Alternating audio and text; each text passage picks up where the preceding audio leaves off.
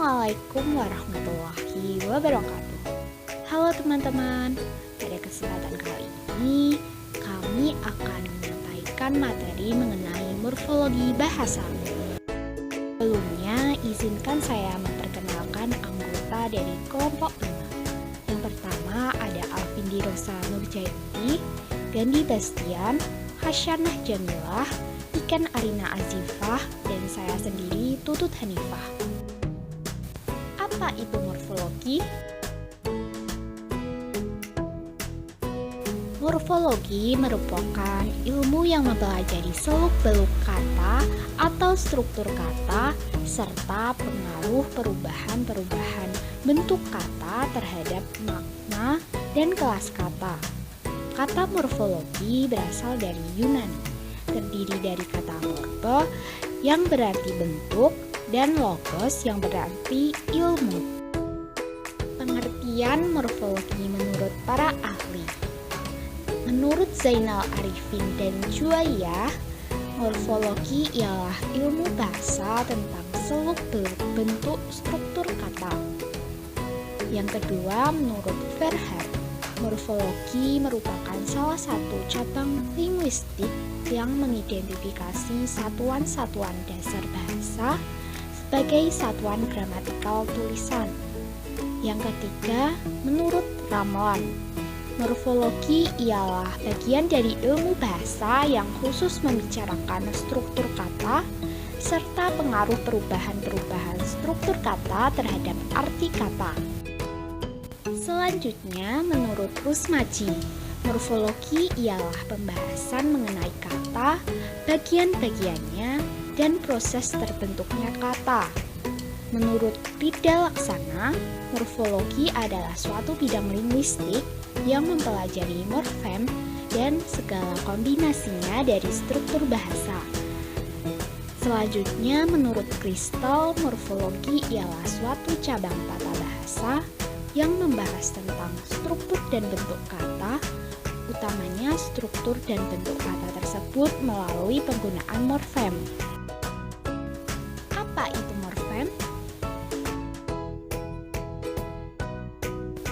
Morfem adalah satuan bahasa atau gramatik terkecil yang bermakna, yang dapat berupa imbuhan atau kata.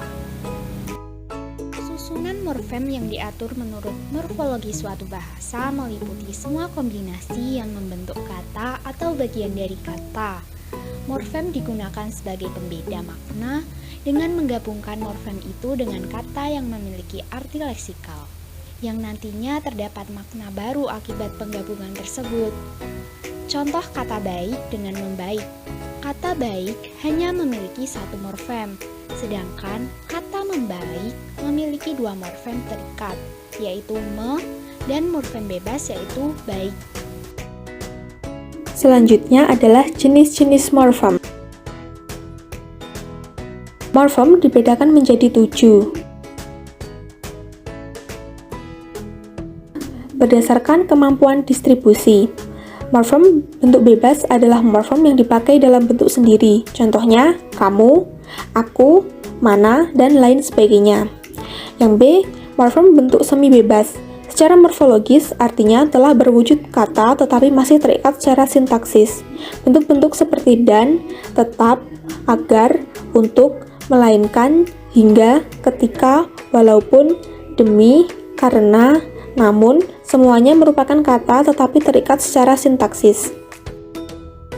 C. Morfem bentuk terikat, yaitu morfem yang tidak dapat berdiri sendiri dan tidak mempunyai arti.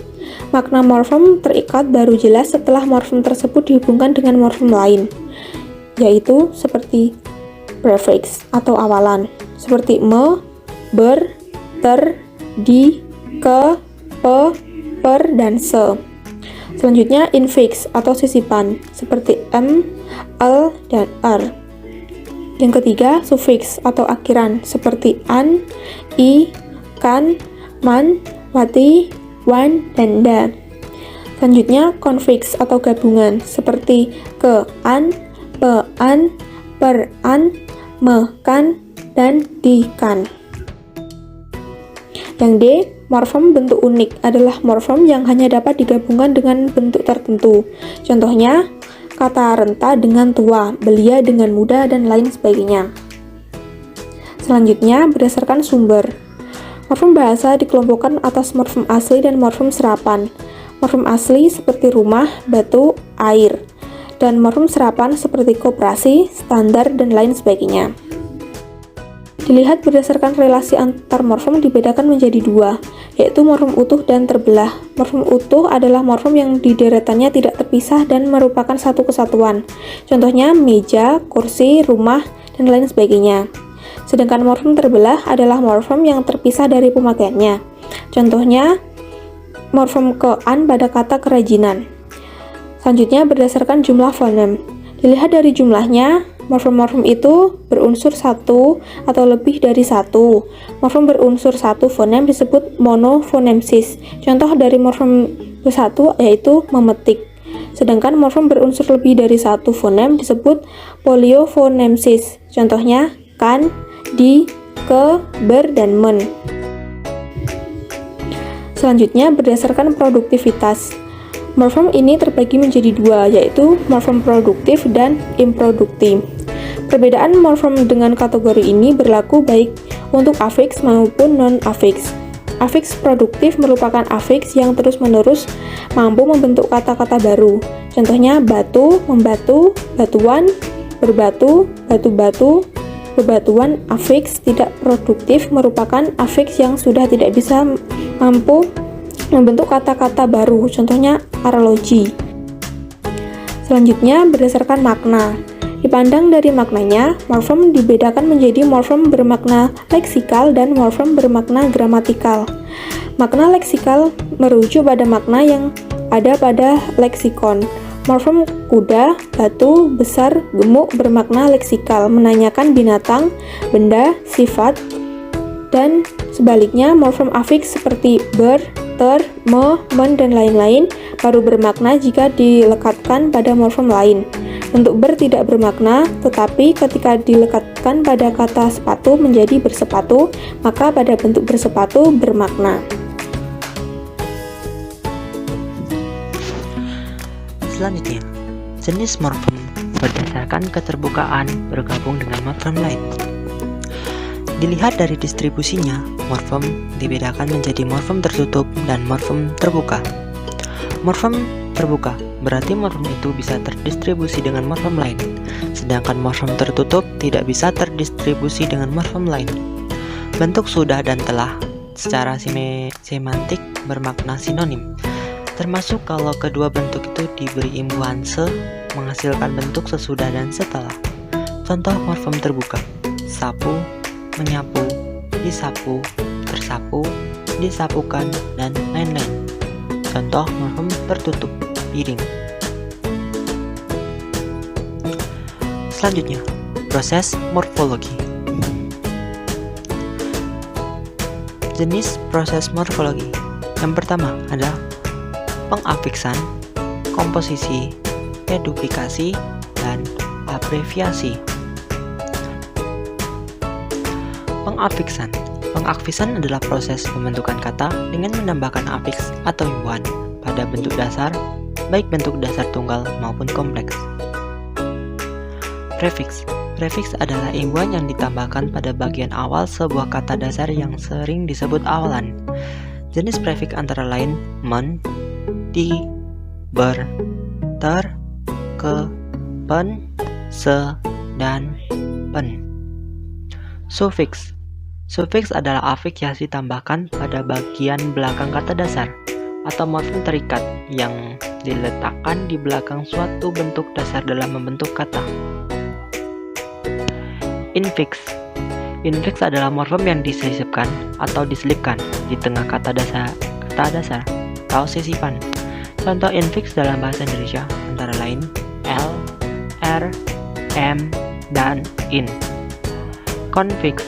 Konfiks adalah afiks yang merupakan satu kesatuan.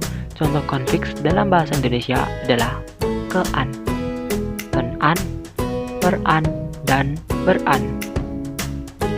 Simulfiks. Simulfiks adalah afiks yang bergabung menjadi satu secara bertahap. Contoh prefiks dalam kata bahasa Indonesia antara lain ber ditambah serta menjadi beserta, tambah kerja menjadi berkerja, tambah uang menjadi beruang, tambah janji menjadi berjanji, tambah buah menjadi berbuah, tambah runding menjadi berunding. Se tambah luas menjadi seluas, tambah lebar menjadi selebar, tambah rumah menjadi serumah, tambah lama menjadi selama, tambah belum menjadi sebelum, dan tambah telah menjadi setelah. Selanjutnya pen tambah tanya menjadi penanya, tambah makan menjadi pemakan, tambah waris menjadi pewaris, tambah latih menjadi pelatih. Selanjutnya adalah di tambah tangkap menjadi ditangkap, tambah curi menjadi dicuri, tambah lamar menjadi dilamar, tambah paksa menjadi dipaksa, dan ditambah cabut menjadi dicabut. Men tambah dapat menjadi mendapat, tambah larang menjadi melarang, tambah konsumsi menjadi mengkonsumsi, tambah kalah menjadi mengalah, tambah ambil menjadi mengambil. Dan ter tambah angkat menjadi terangkat, tambah kejut menjadi terkejut, tambah jadi menjadi terjadi, tambah ulang menjadi terulang, tambah rawat jadi terawat, tambah rasa menjadi terasa, dan tambah rendam menjadi terendam.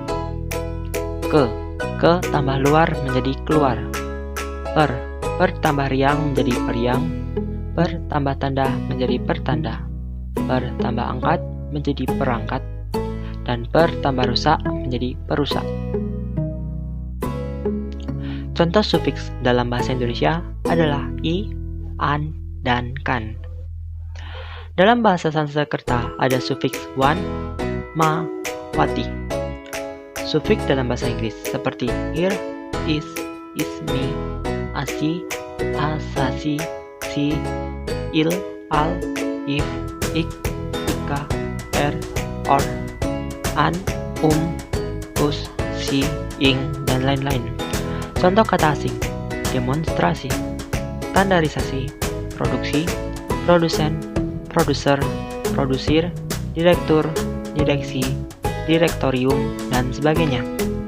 Contoh sufiks dalam kata bahasa Indonesia antara lain an, darat tambah an menjadi daratan, hukum tambah an menjadi hukuman, maki tambah an menjadi makian, ribut tambah an ributan, larang tambah an menjadi larangan, laut tambah an menjadi lautan.